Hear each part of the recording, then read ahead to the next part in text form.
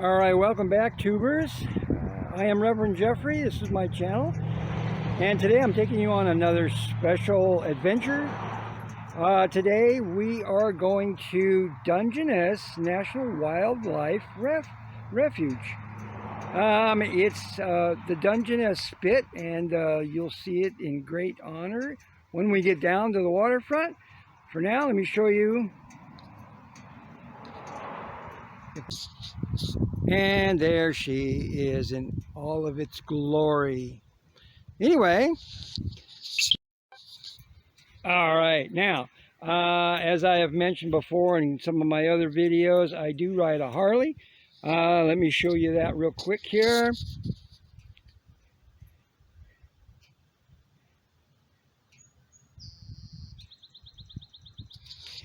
Today is my inaugural drive for this year. I took off its cover today and I cranked her up. She was a little sluggish, battery was a little low. So, but now she's feeling fine. And so, anyway, we're going to take you on this trip today. We're going to be walking along the beach and we're going to be seeing some beautiful, a little bit of forest, and we lead over to the hillside and it goes down a trail down to the beach, and then we'll walk along the beach and see all the great things that we can find down there. In the meantime, from the highway driving out here, you see a lot of beautiful farms. Everything from cattle, horses and cows, all different kinds of animals, and different types of crops. I mean, there's hay and alfalfa, but there's there's vegetables, and there's fruits, and there's all kinds of stuff, So anyway, today's going to be a beautiful day. It's nice and sunny out, 74. And I thought I would just get out and enjoy this great weather. So I'm taking you guys along, and we're going to view it together. All right? I'll catch you in a couple of seconds.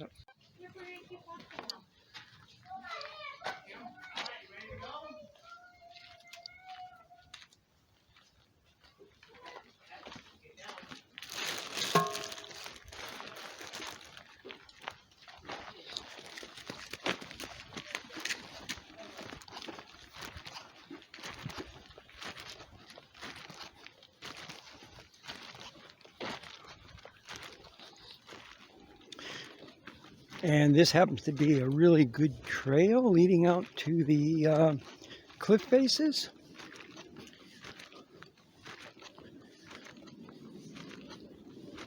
And it's a short stroll. It's less than half a mile out to the edge here before it goes down to the beach. So we'll see that in a little bit here. And it's a beautiful viewpoint once we get over to the edge here.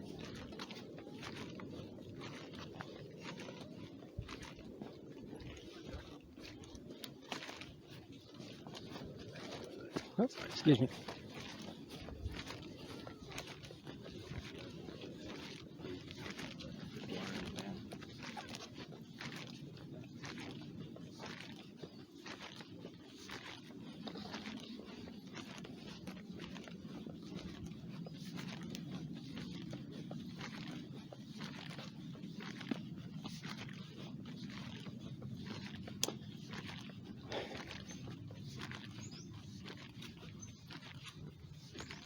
And although I am wearing a coat today, it is far too warm for that. I may wind up shedding that, but as usual, once you get down to the waterfront, it tends to get a little bit cooler down there because the average temperature of the water is only about 45 degrees, maybe 50 in the later summer, but not much. So,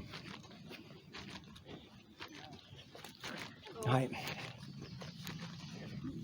Yeah, oh geez, look how wide this trail is. Jesus, good 10 feet wide here.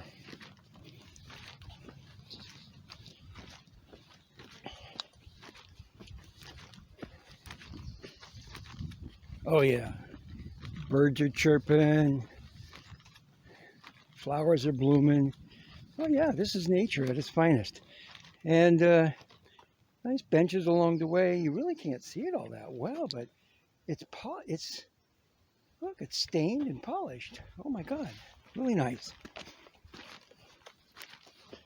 And always stay hydrated. I've got a couple of drinks with me today, just in case. You always bring one for yourself and one for an emergency. You know, maybe somebody else forgot to bring theirs. Try to think of others as you're in nature. And that is also more important when you're more remote. You tend to run across more extreme conditions when you're out hiking and exploring and stuff.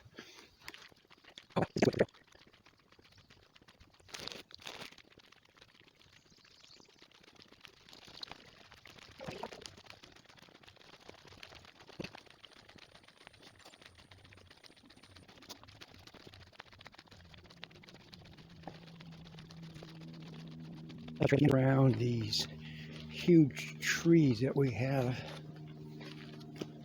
Most of them look like cedars. I'm assuming that most of the Doug firs were logged off 100 years ago, and the rest of these are what's grown up after that, and then was classified as a nature reserve and has been left alone ever since then.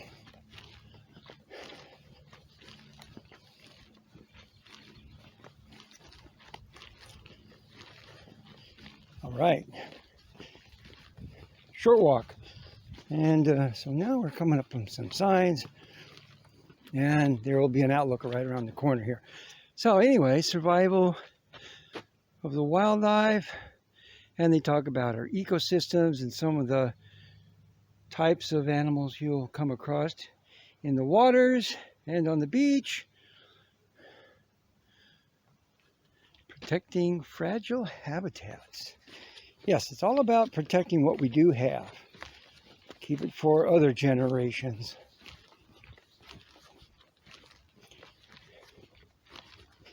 We have some winter damage there. Oh, and here's an interesting sign. I've seen this here before.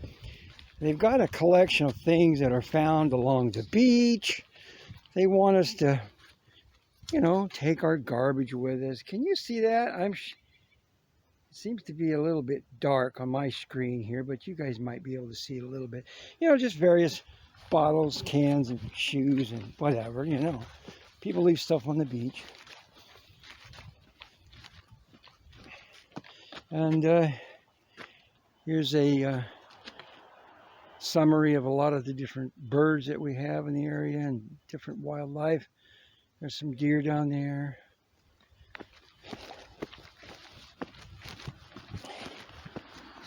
Oh, this would be great. Oh, you can hear the ocean come splashing on the beach.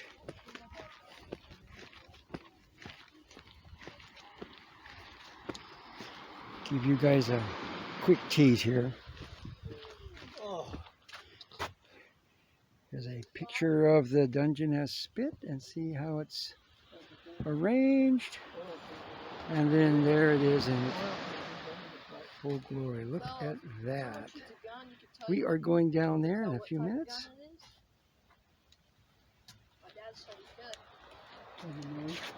There's the a telescope. You can look at the beach that way. All right, now we are headed downhill. All right.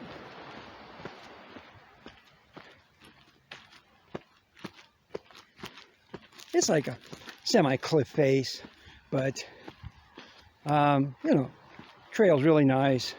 It's a nice and easy, gradual walk down to the beach.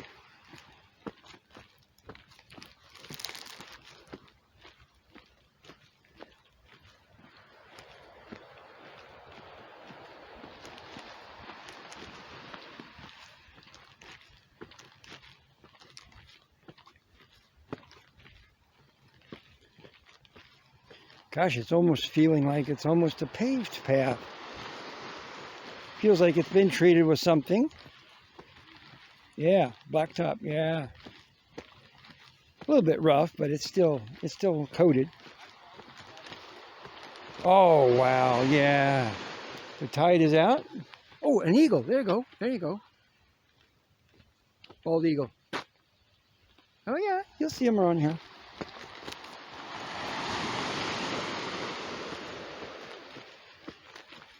And there's a small container ship way out in the ocean there. Ocean, I say the ocean. This is the Strait of Juan de Fuca. It is the ocean, but it's between Washington State here and British Columbia Island. And let me see if I can figure it out. Victoria's right across the water there. I think Victoria's more down, that way. All right, let's get down onto the sand here.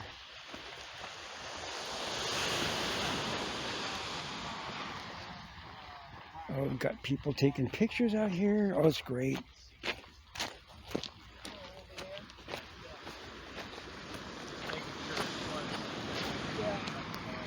Oh, geez, it's hot out here.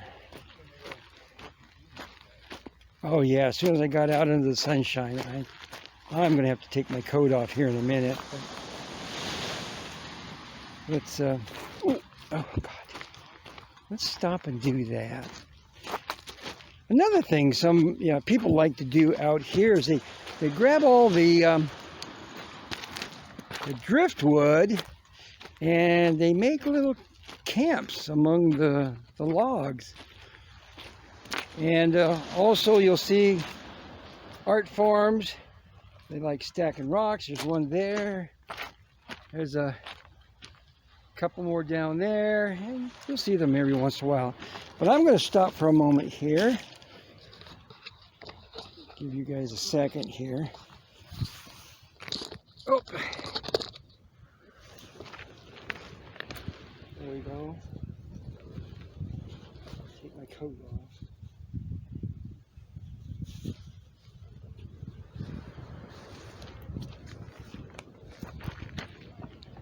Bottle out. See if I can stuff my coat here.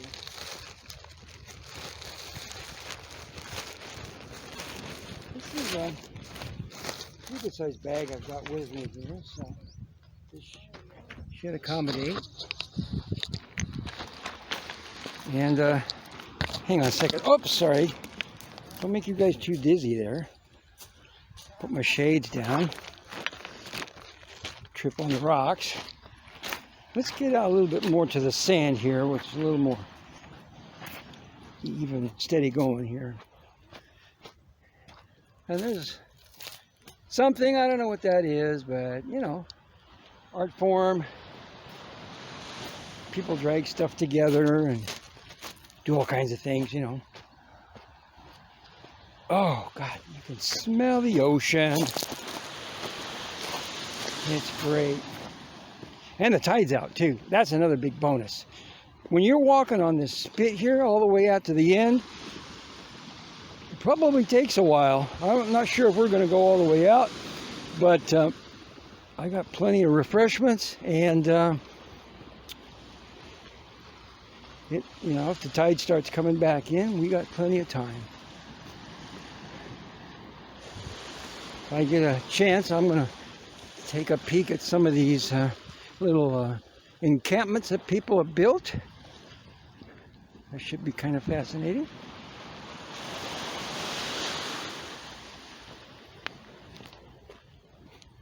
Yeah, more to the end of summer, people like to camp out, and I don't know if you're allowed to make bonfires, but I have seen other YouTubers. One special in mind, I don't know, I can't remember his name, but he comes out and he goes fishing by hand, not with a pole, but by hand, and he catches crabs. This being Dungeness, we have Dungeness crabs. There you go, there's a little fort, not much of a roof, but this young man over here seems to be working on it. And you got to bring your tent, some chairs, relax. I don't know if I'd bring full-size chairs like that, but something to make you comfortable if you don't like sitting in the sand. I mean, we do have sand fleas out here, but they don't really bother you, as do other parts of the world or something like that. That's another thing why I really, really like the Northwest here. We don't have to be bothered by too many bugs, other creatures that fly through the air. We don't have a whole lot of dangerous snakes in the area, and the wildlife they keep to themselves. You know, it's beautiful. This is just generally overall a beautiful place in the United States. Temperatures stay relatively mild, as like, you know, Southern California, Arizona, New Mexico, Texas, you know, it gets freaking hot down there, you know. Back east, they're troubled by the winters, massive snowstorms. You know, and Midwest, you get tornadoes. Oh my God. And in the south, the east, you know, down by Alabama, Georgia, and Florida, they get humidity that will just flat out choke you to death. Oh, not up here. Not in the Northwest. Okay, so I was gonna say, this other land that you see next to me here across the water, like I said, it's British Columbia Island. It is approximately about 13 miles over there across the water. Ooh, I see a very large ship out there. Can't tell what type it is. I used to be a longshoreman. I worked in the port of Tacoma for a few years. And yes, I was one of those people that help offload ships and trucks, all kinds of cargo. It was an interesting job. Very, very demanding physically.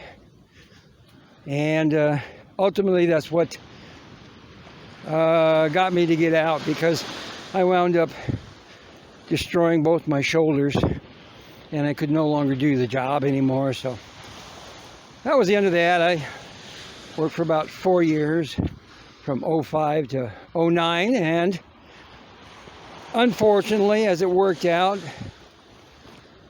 the registered longshoremen got a little greedy and they started sucking up all the hours, and they didn't leave anything for us casual workers. Oh, look at that. Somebody forgot their sandal. That's exactly what happens on the beaches out here.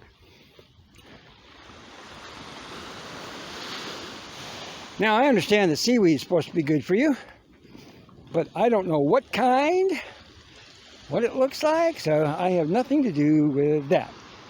I'll have to go to an Asian market and pick it out that way. Let somebody else do the picking for me. And besides, if you don't rinse it, you know, it's properly, I mean, it's got sand in it, a lot of it, but it goes deep into salt and stuff like that, so I don't know. And then the residues on the beacher, I mean, it's better to get it fresh out of the water and not off of the sand here. Okay, so enough of that about that. I am trying my best with the keto stuff. I had some, oh man, I gotta tell you about this. I had like keto pancakes I made this morning.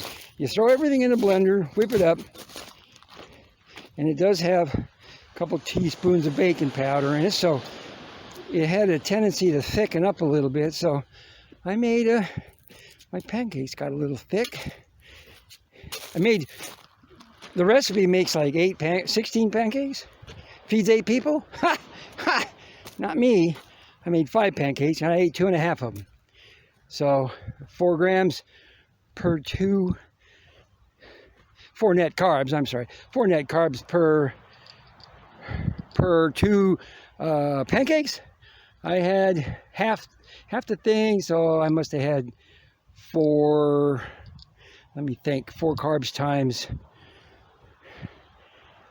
8 pancakes. I don't know, 4 times 4, 16. I must have had about 20 20 grams, plus I put a little sprinkle of brown sugar on. There's another little camp right here. I've shown you guys some more rock sculptures.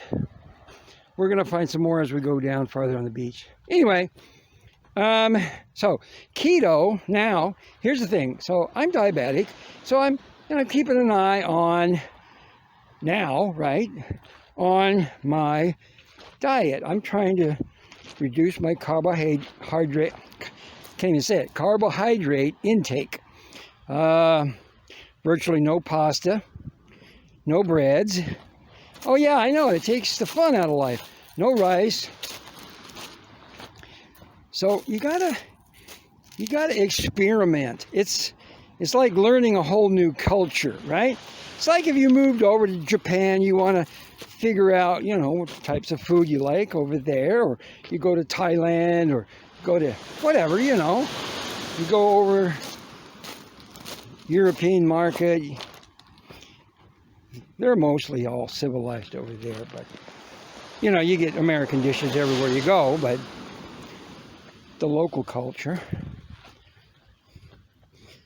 And so that's what you got to do. You got to learn. So with keto, you find different ways to replace, you know, standard American dishes like bread. You make keto bread. It's made out of, instead of regular wheat flour, you make it out of coconut flour or almond flour, or, you know, various other things too, you know. And so that's that, you know. Oh, I tell you, this beach goes on forever. And somebody has stood up a log up out here. Looks like a flagpole. Oh, God. You can barely see it, but there's a mountain in the far side over there. That's north of Seattle. If I'm not mistaken, it's Mount Adams. I'll have to double check that. I'll put a message on the screen if that's what that is. Oh gosh, getting thirsty. Hang on, I gotta take a drink here.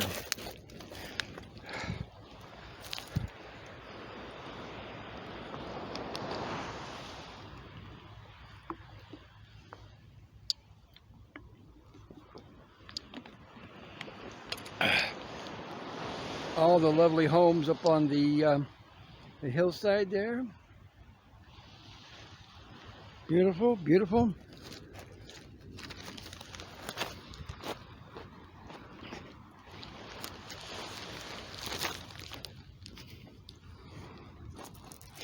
And so off to our left is a grouping of islands called the San Juan Islands.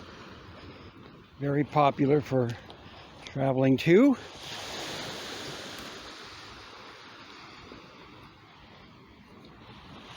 And then between the islands and British Columbia, there's a waterway that goes up there along the island. It's Northwest Passage. A lot of boaters like taking that. Plus, out of Victoria, there's a passage that goes along the inside there, you know. And then boaters like to go up through there too, you know, because it's calm waters. It's between the two. It's a slip between the island there. And one of my good friends, you know, travels with Jordy, Peter Nolan. He lives over there and next to Victoria. And I love watching his channel. He just got done rehabbing his boat, and he's taking it out. He's got it all put together now, and he's got new power in it. It's got new wiring and new plumbing, all kinds of stuff. And it's just a joy watching other people working on their projects. You know, boat life too. I kind of like boat life, you know. I wouldn't mind an opportunity to own a boat, but And it comes with its whole new different, you know, challenges. All right, we are back. Oh, gotta get my sunglasses down. Oh my God, it is bright out here. Anyway, you know, it goes on forever. I'm not going to take you all the way out. I guess there's a lighthouse at the end of the beach down here. I don't know. I've never made it out there that far. It's like, oh my, it's got to be at least a couple miles out there. Or at least it seems like it. I don't know. I have to look up how long it is, but you walk for days and days out here. Let me go up to the top of the isthmus here, whatever they call it. Take a look around. It's not all just walking down the beach, you know. Spend hours doing that.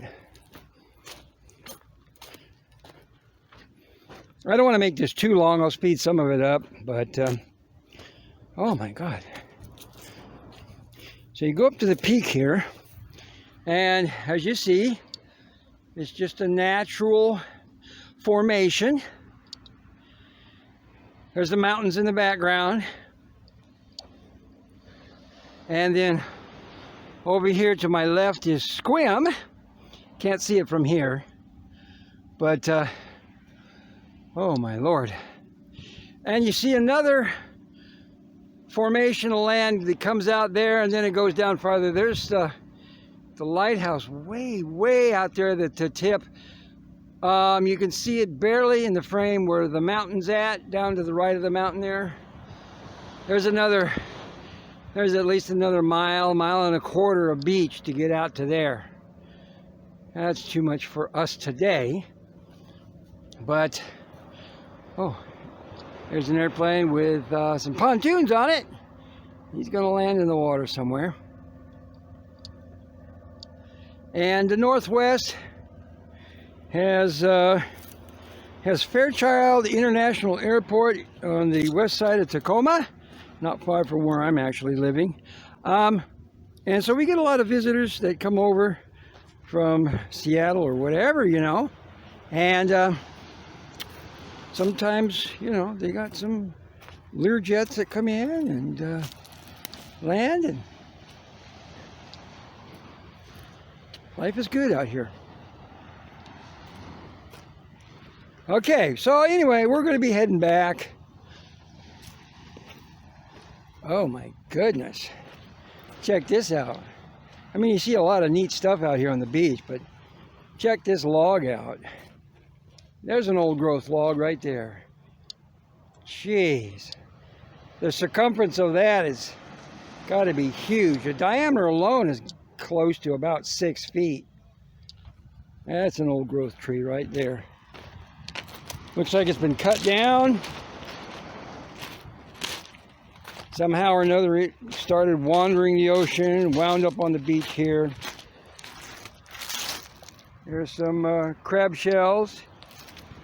Like I said, this is Dungeness, and we get some of the nicest crabs out of here, Dungeness crabs.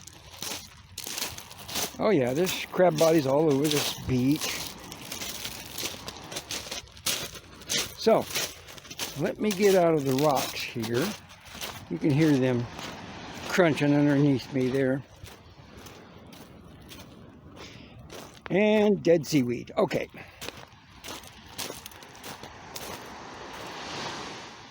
I remember a time back, I lived in Tacoma for a while. And again, down there at the local, the beach. They got a beach down there. It's called Owens Beach. I used to like to walk up and down that with whatever, lady friends or whatever, you know. And, oh my God.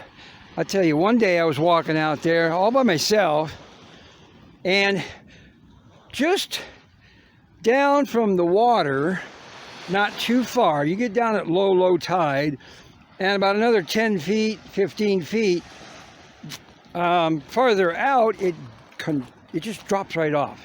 I mean, it literally just drops right off. It's just a cliff face under the water. Man, I was down there walking on the beach, and Jesus, about 50 feet out, a freaking whale goes by. I was so excited. I've never seen a whale up close. And it just felt like it was so close I could reach out and touch him. He was just enjoying that underwater cliff face and just, you know, just swimming right next to it. I was surprised. And I still remember it to this day. Oh, it was beautiful. Oh yeah, that's the water. Now, there's a way you could tell when the tide is coming in. If every other wave comes up and touches new sand, that means the water is coming in. And it appears to be starting to do that. So, the tide has turned around, coming in, as I expected. And so that's why we're heading back as well.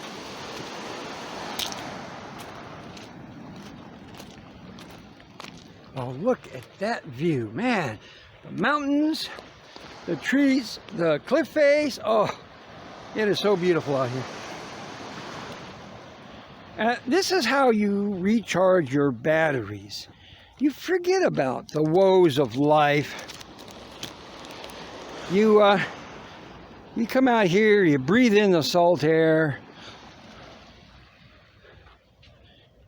and man, you just forget about stuff, you know?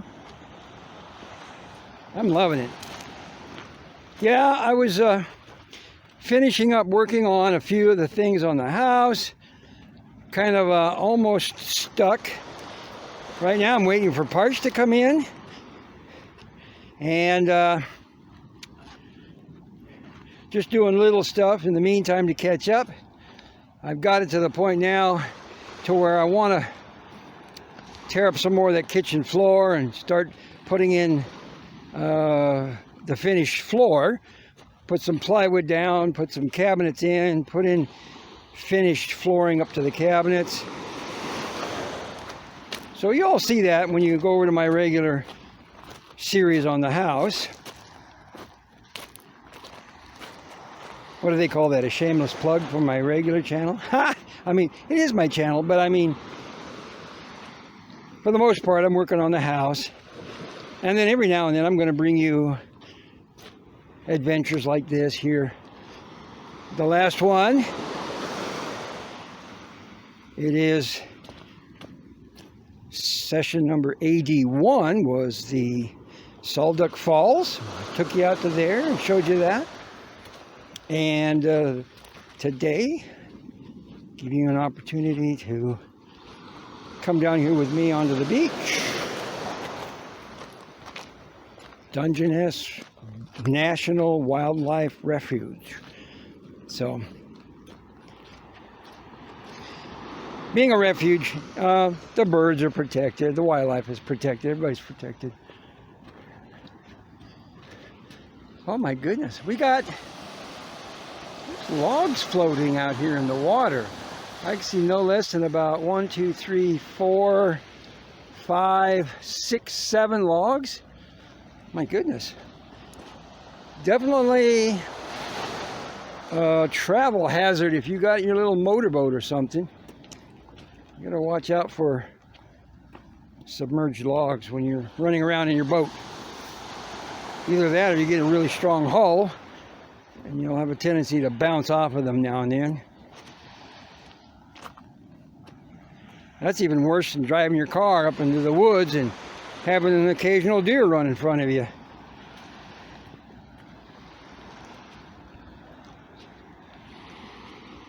And, oh, I'm looking at all these beautiful rocks that you got on the beach.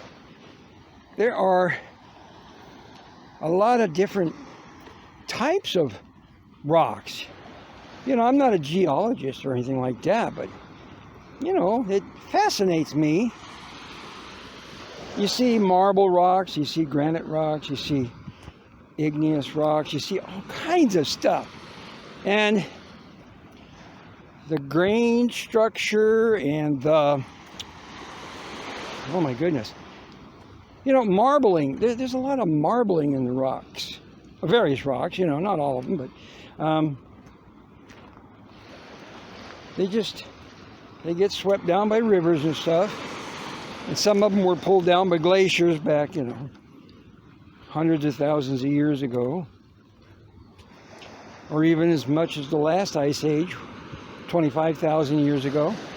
But, you know, they accumulate, they hang around for a while, and we get to observe them.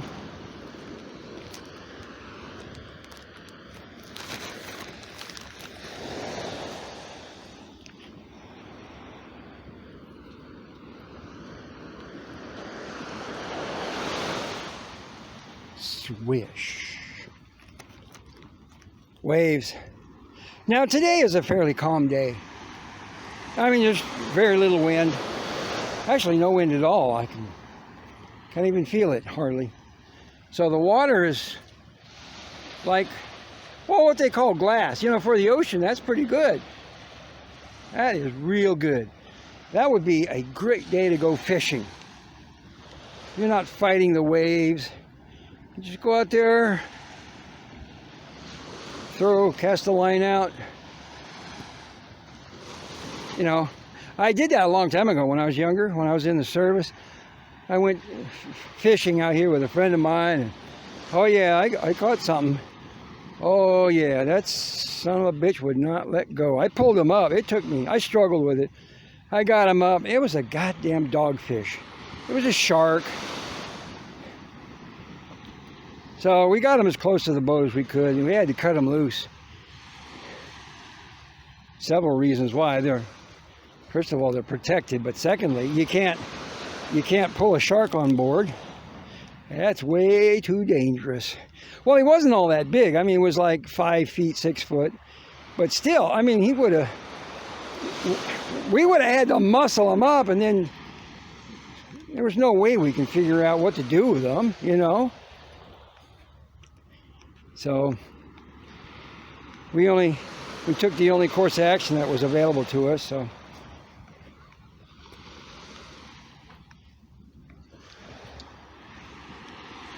but you know, fishing is fishing. Sometimes you win, sometimes you don't. Whew.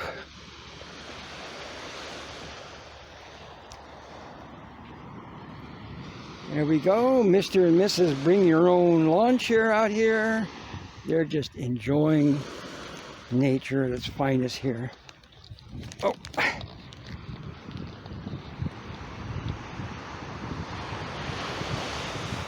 And as things go, you know, I'm kind of have to apologize for the camera here on my phone bobbing up and down. I haven't got a fancy, you know, attachment for, you know, making it so it doesn't jiggle around all the time.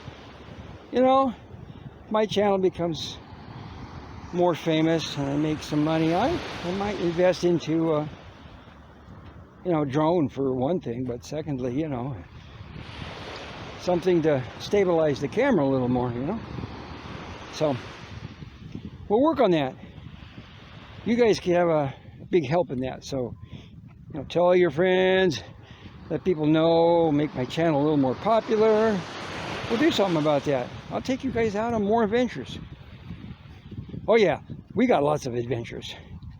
Like I said, there's all kinds of waterfalls, hiking trails, sites like Dungeness.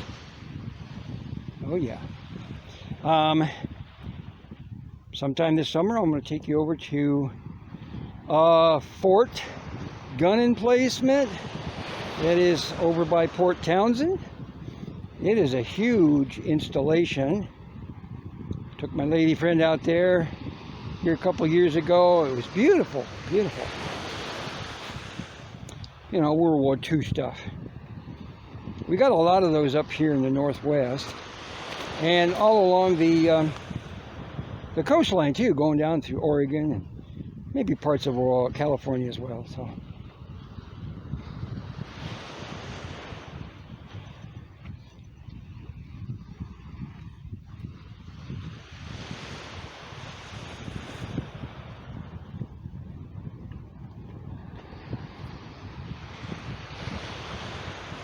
All right, we are coming back to the trail.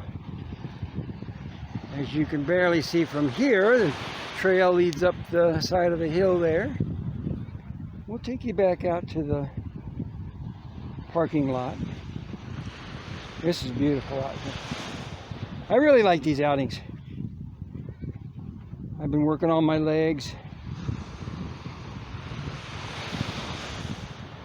Oh yeah. You know, as you get older, you do things like this. You don't want to sit around idle. You know, some people, they just plop their butt in the easy chair, and they call that the end of life. I'm not one of those kind of people. I've always been fairly busy most of my life. I'm not happy unless I'm doing something. So that's what we are doing today. We are doing things.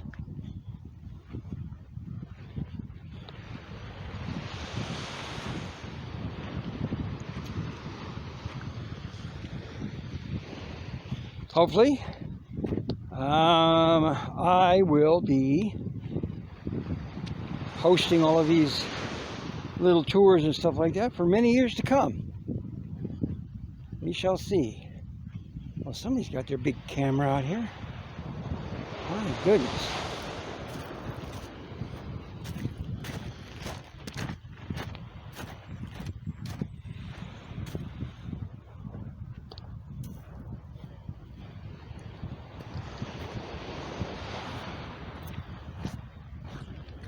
All right.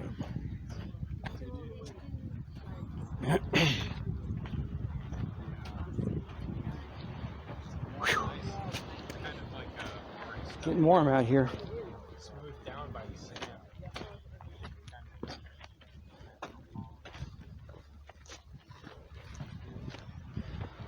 All right.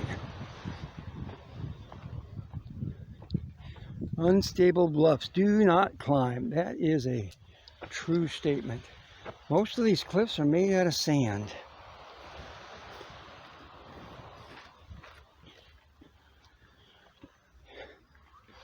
All right. We are ascending the cliff face, as they say. Not like Kilimanjaro or Everest, but you know, nice little walk up to the top here.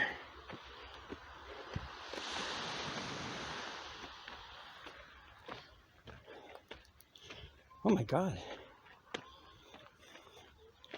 might actually have to sit down or something like that.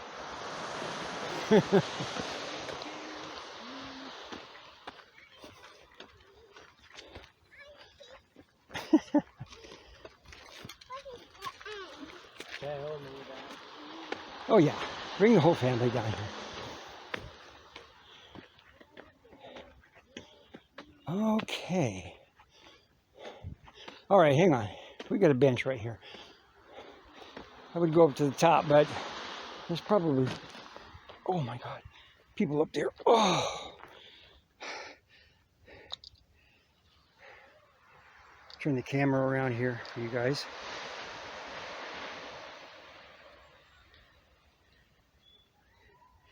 I don't know. I'm still trying to figure this camera out.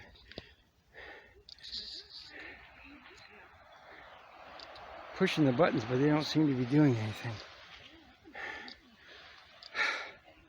Hang on. Oh, there's the old sign.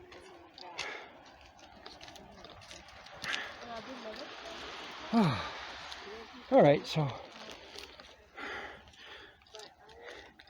have a drink.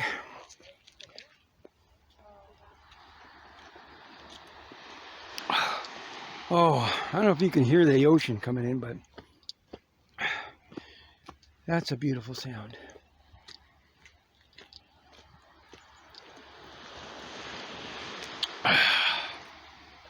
Oh yeah. Oh yeah, that coat was too much for 74 degrees outside here. Whew! I sort of knew that, but you know when you're riding a motorcycle, you just get in the habit of wearing the coat most of the time. Whew. Catch my breath. All right. Time to go. All right, off we go.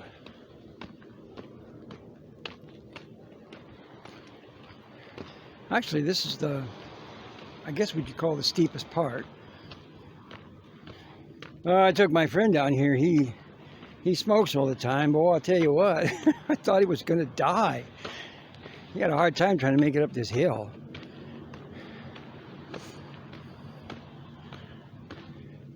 But he's getting better now.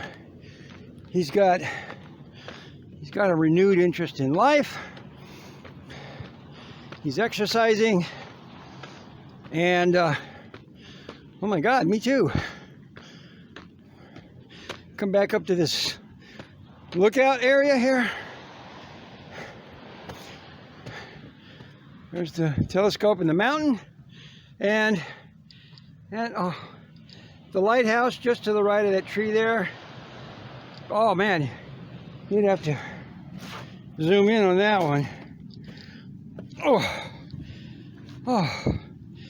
And a good share of the beach that we just traveled out. There's that, you can see that long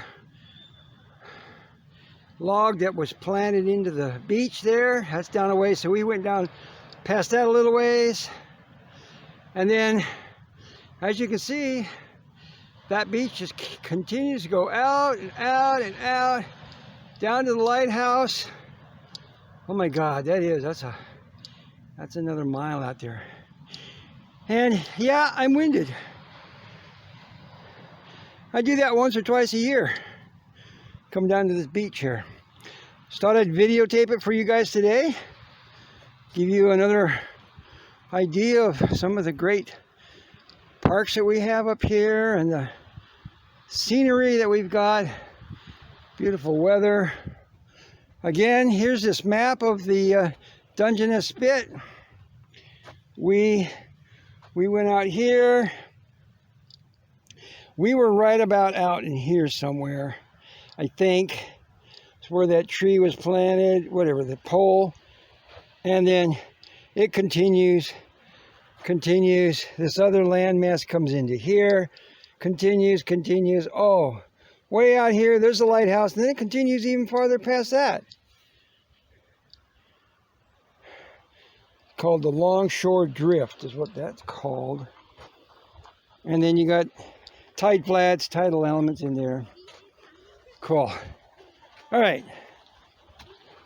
Let's take our things here. Oh, these guys are going to go boogie boarding out there. Good luck with that. Oh, good luck in that water out there. That's cold. Thank you. Oh, they want it every time. Yeah. Jeez. Yep.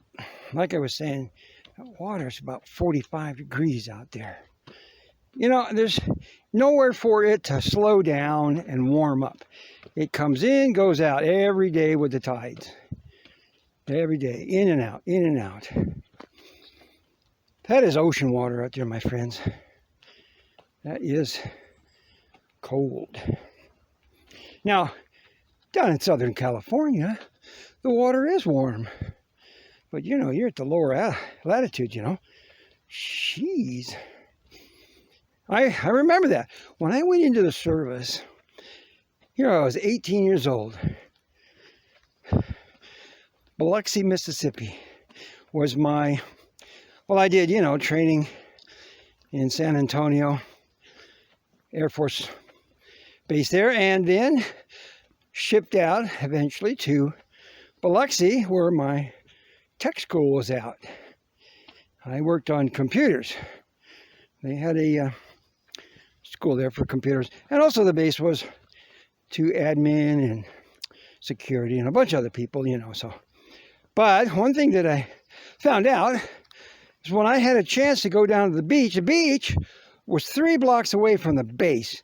You know, you look down a street, down between the trees and stuff, you can see the ocean from the base.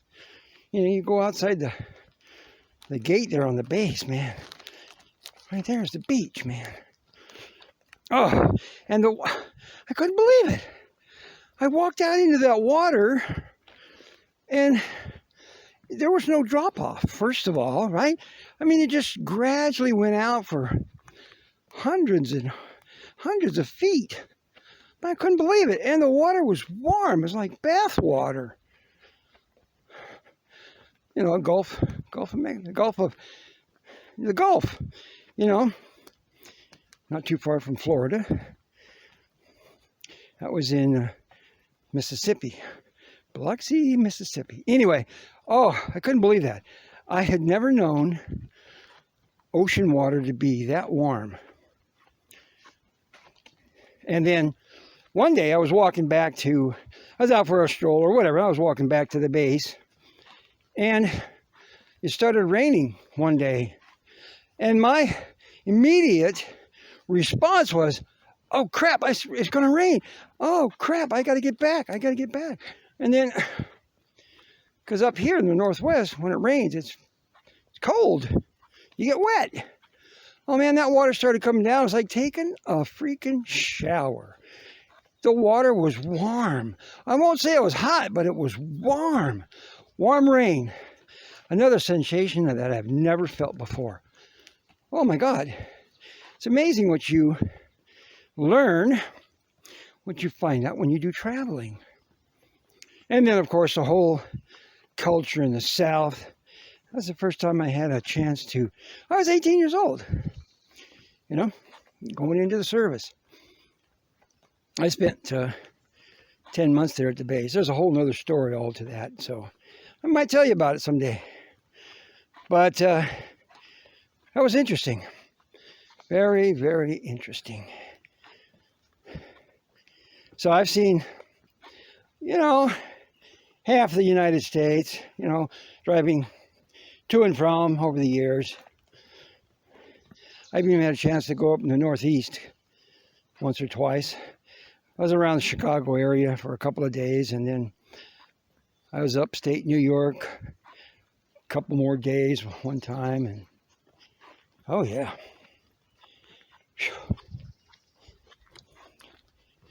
So, and then of course traveling down to and from St. Louis, down from Biloxi. While I was there, you know, my family had moved out to St. Louis, and my brother still lives there. We graduated high school, and he had a college degree. I mean, he had a scholarship to go to college, and so he did that. It took him 9 years to get his bachelor's. You know, because the scholarship only paid for tuition and books. It didn't pay for his. It didn't pay for a lot of things. So I mean, he still had to work. So he bussed tables and he did what he could, and he just managed to live there his whole life. So I don't get to see him very often. And the rest of my family I don't get to see very often. We're all spread out, geez. You know. But now that the good weather's here, my bike seems to be working just fine. I'm going to call my sister up in Oregon and ask her if she wants me to come visit her. I know she does, because we talk every now and then. So that'll be nice. That's going to be a drive. That's a minimum of about 8-hour drive. That's a drive and a half. So I'm going to have to stop a few times along the way, and that'll make that even longer, I think. Eugene, Oregon, I used to date a girl down there for a couple of months that I remember. Oh yeah. I lived in Tacoma, and it was a 5-hour drive. You know, in the straight stretches, you know, I can kick it up to 80, 90 miles an hour. I can get it down to about 4 hours, 15 minutes, 4.5 hours. Oh my God. I don't like dating long distance. I'll tell you that. That stems from that. She was a nice girl, but I don't know. The last time we got together, she drove up to my place, stayed for a couple hours. Then she said goodbye and left. I said, oh, what? What? Guess that was the end of that relationship. Well, I don't know, but after thinking about that for a number of years, I suspected she wanted me to propose to her so that she would make up her mind one way or another. You know, typically, oh, we're talking back, 40, 50 years ago. Well, at least a good 40 years anyway. No, actually longer. Yeah. I was mid-20s, 45 years ago. So, I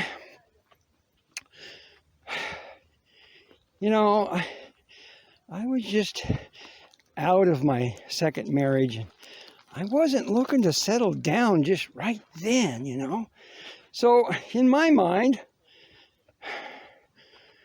I had to think about life. I had to think about me. I had to think about maturing a little bit more, and I have. Over the years, I've matured a lot.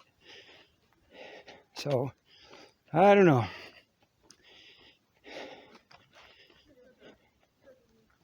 All right, here's a trail. Goes off to the side. I think it goes over to the parking lot, but I cannot confirm that, so I'm just going to go straight out to the opening here. Oh, yeah, I know that goes over there to the parking lot. But then, I want to show you guys more of the beginning here, It's a nice sight. Oh, hang on. There's another little path, but there's no opening in the fence. You got to crawl through the fence. I'm not going to do that. Oh my God. That, my friends, is a beautiful walk. Okay. Normally they have a ranger on site that collects the fees for the park, but I have a lifetime membership. So since I used to work for the parks, they got a beautiful little event center right here. And then again, they've got all the signs and notifications.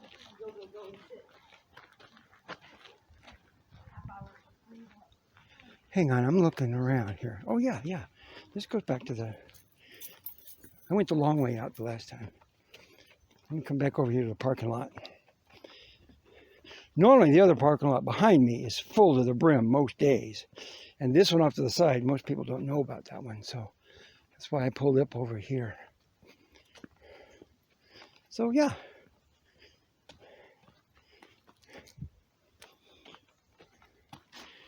And, oh yeah, coming down here, we see all kinds of Teslas.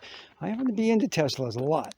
And I saw a couple of them. So they're becoming more and more prevalent up here in the Northwest. Well, it's tourist season. You're going to see a lot of them. All right, ladies and gentlemen. Whew. I am tired. I could use a nice refreshing breeze running through my hair and over my face. And of course, you're wearing a helmet. What the hell. I'm getting all sweaty. Just relaxing here. So anyway, if you made it this far into my video, again, throw me a like and a subscribe. Oh yeah, let me show you a couple things. Oh yeah, don't forget your comments. There you go. Half a car. I like those cars. I like them, but I don't know if I would buy that because they're exactly the same price as a full-size car and they're only half the size. I mean, yeah, you get a little bit of mileage, but I sort of like my mode of transportation. I get 50 miles to the gallon, rain or shine, and I get extra points for the coolness factor.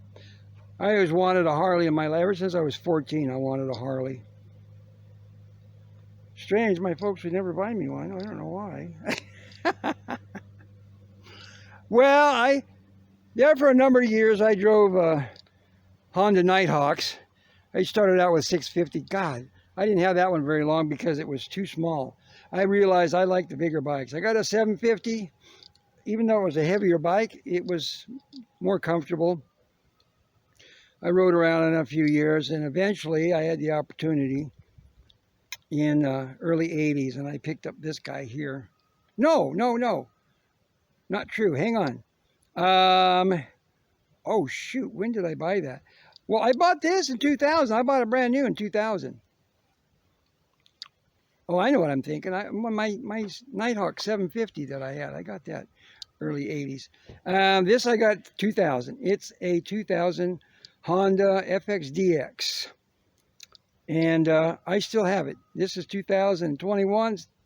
It's 21 years old. And it's still pretty much stock. I got a little bit higher risers here. I got the 4-inch risers instead of the 2-inch risers. I got the little fairing that goes on there. That's just enough to cut the wind. And a few other little tiny accessories. I got the little bag for the front end. I got the soft saddlebags. I'm on my second helmet already. You know, just a couple of things. I want to do more.